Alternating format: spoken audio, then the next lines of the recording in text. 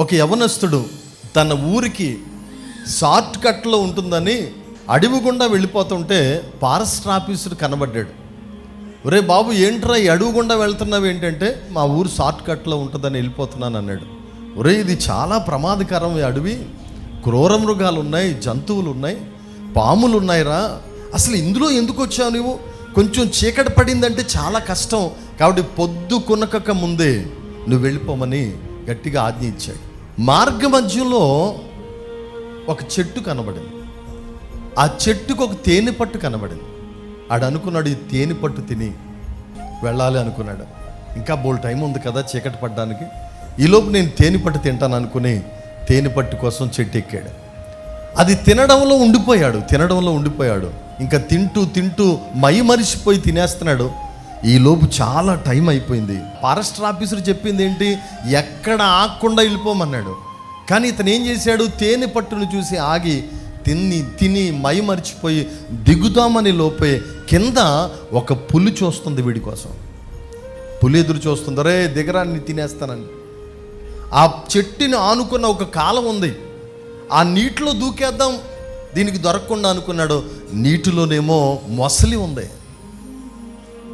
అరే చెట్టు మీదే ఉండిపోదాం అనుకున్నాడు, కానీ చెట్టు మీద ఒక పాము ఉంది.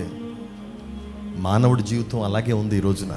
దేవుడు అంటున్నాడు, నువ్వు వెళ్ళిపో, త్వరగా నువ్వు ప్రయాణించే, త్వరగా సమయాన్ని సద్వినియోగం చేసుకోమనంటే ఈ మానవుడు తేనె పట్టు లాంటి పాపాన్ని ప్రేమించి పాపంలో జుర్రుకుంటూ పాపంలో మైమరిచిపోయి జీవితాన్ని మర్చిపోయి దేవుణ్ణి మర్చిపోయి ఎవరు పంపారో, ఎందుకు పంపారో, నా స్థితి ఏంటో, నా గతి ఏంటో అని ఆలోచించకుండా ఈ లోక ఆశల్లోనే పడిపోయి జీవిత గమ్యాన్ని మర్చిపోతున్నాడు. పైకి ఎక్కుదామంటే పాము ఉంది, కిందకి దిగుదామంటే పులు ఉంది, నదిలో దూకుదామంటే మొసలు ఉంది. మానవుడు అలాగే చిక్కుబడిపోతున్నాడు ఈ రోజున.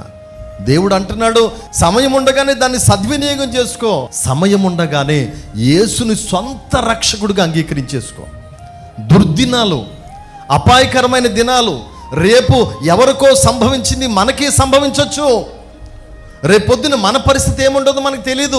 కానీ యేసుని అంగీకరించకుండా, యేసుని నమ్మకుండా, యేసుని సొంత రక్షకుడిగా చేర్చుకోకుండా, నీ హృదయంలో ప్రభువుగా ప్రతిష్ఠించుకోకుండా నువ్వు చనిపోతే ఎక్కడికి వెళ్తావు తెలుసా? నరకానికి వెళ్ళిపోతావు, అగ్నిలో కాలిపోతావు. అందుకే నేడే రక్షణ దినమో, నేడే అనుకూల సమయమో. సమయం దాటితే ప్రొద్దు గుంకుకుపోతుంది, అపాయం సంభవించవచ్చు.